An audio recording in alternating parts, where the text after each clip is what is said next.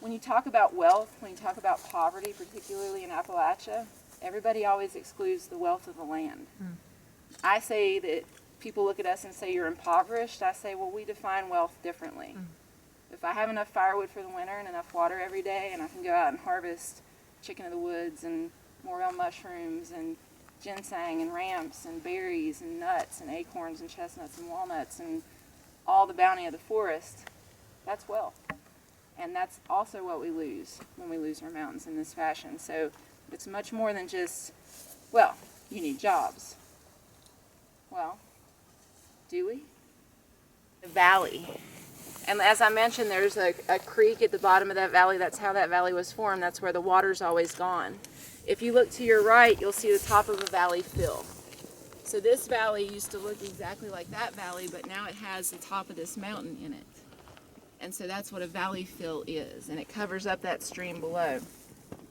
I'll talk a lot about water and how this type of mining impacts water, but it's not just how it impacts how the mountains produce water. When you cover up a stream, that stream flows into a larger body. So that's a headwater of a stream or a creek that flows into a larger stream or creek that flows into a river. So West Virginia is a headwater state. 8 rivers originate in one county in West Virginia, in Pocahontas County. So when you impact water in West Virginia, you impact water in the Ohio River, and the Mississippi River, and the Potomac River. You impact water on both sides of our watershed. So that's why it's so important for folks like you to come here to understand that you all live downstream. Wherever you live around West Virginia, you live downstream. So these pollutants that are covering up our streams are going into your water. So they take these strata of rock. You can see where it stepped off back there. That's what I was describing. At the base of one of those steps, you can kind of see a dark area. That's where the seam of coal is. So you'll have 15 to 20 feet of rock, and then, a foot to 18 inches of coal, and then another 15 feet of rock. So that's what they're blasting away to scrape out that coal. When they scrape that coal out, they put it into those big trucks that we saw, the haul trucks, and they take it down to the coal processing plant. You all got to see the train backing up under the tipple down there. Well, that tipple is where they fill those cars up. So they take the coal and they put it in that processing plant with several hundred gallons of water per ton of coal and chemicals like MCHM and PHP. Those are the 2 of the chemicals that were leaked into the Elk River last January and caused the largest public water contamination in the history of the United States. That's when I was an American Water customer. And some of you heard me talk about earlier drinking that water. I drank my tap water. I was on a city water source. Why wouldn't I drink my tap water?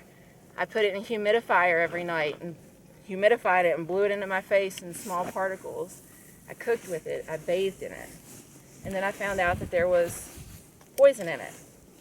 Poison that could potentially be a cellular mutagen that could mutate cells inside my body.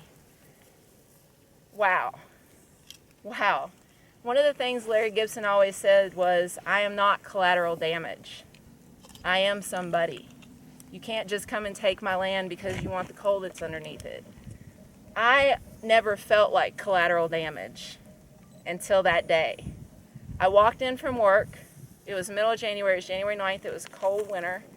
I walked in from work, poured a big glass of tap water out of my tap, drank it down because I was trying to stay hydrated. As soon as I set my glass down, I got a text from my landlord that said, don't drink the water, there's been a chemical leak. That's the kind of warning we get here. The first thing any logical thinking person should ask is why in a state like West Virginia, a headwater state with all these water resources, are 300,000 people across 9 counties on one water source that got contaminated? Think about that. Can you imagine 9 counties in Maryland on one water source? That's unheard of. And the answer is this.